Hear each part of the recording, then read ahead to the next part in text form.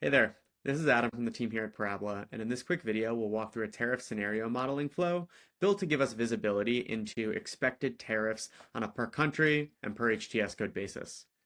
If I scroll down here to look at the potential outputs of our flow, we could, for instance, look at the total duty amount broken down by country, or we could choose to analyze specific HTS codes, where, for instance, I can click in to see for all the countries in my model, the total expected ad valorem rate, as well as the total duty per country. Let's get started by talking about how we actually got here. At the very beginning of our model, we start by pulling in data from the US ITC's data web, where for every HTS code, we can see information like the most favored nation rate, as well as information for every other country where maybe we have a free trade agreement or some other type of agreement that makes the rate applied non-standard compared to other countries.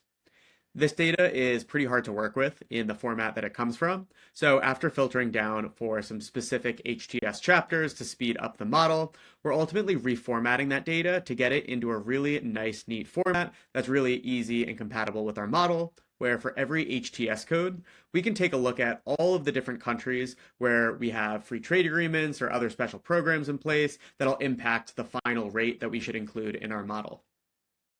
The next thing we do here is layer on the additional 2025 Liberation Day tariffs, which we do down here. We get started by creating a reference sheet for a whole bunch of countries, the additional 2025 duties, which you'll definitely want to double check for countries of interest just to make sure all that information is still up to date when you're doing your model. And then we combine all of that based on country. And ultimately, we want to make sure that we have rates listed out for every single country of interest here, and that's what we do with our custom transform step here. This is a step that allows us to just explain in plain text what we're trying to accomplish, and we use AI behind the scenes to generate code to accomplish just that.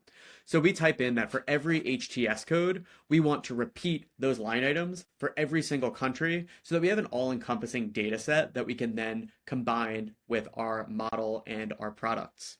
That brings us from about 12,000 rows of data to 71,000 rows of data, which will be super useful downstream in the model.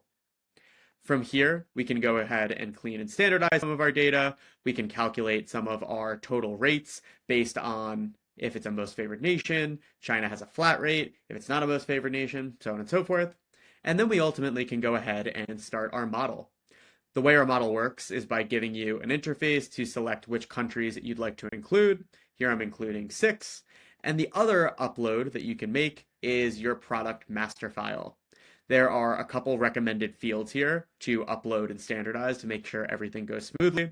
And from there, we can go ahead and combine all of this data based on HTS code to give us all the data we need for our final calculation. As you likely already know, the calculation piece is one of the hardest parts of this process because of all of the different potential ways to calculate the total due amount based on the primary and secondary unit of measure. This is a really, really cool use case for Parabola's custom transform step, where here I can just type in plain language, all of the potential total duty calculations based on our units of measure, and Parabola will give me that final amount on the right-hand side here. If I scroll down on the left, we can also see a logic summary outlining step by step all the different ways that AI generated code is actually transforming our data. Now, last step here, I can use another custom transform step to make sure our HTS codes are nicely formatted, and then ultimately we can go ahead and action on that data.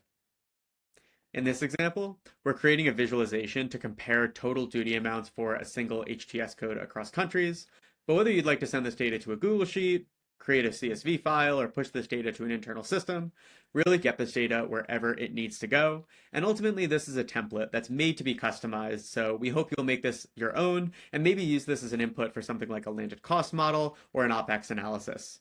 To get started, you can download this template and create a free account at parabola.io, and definitely let us know if you have any questions. Best of luck.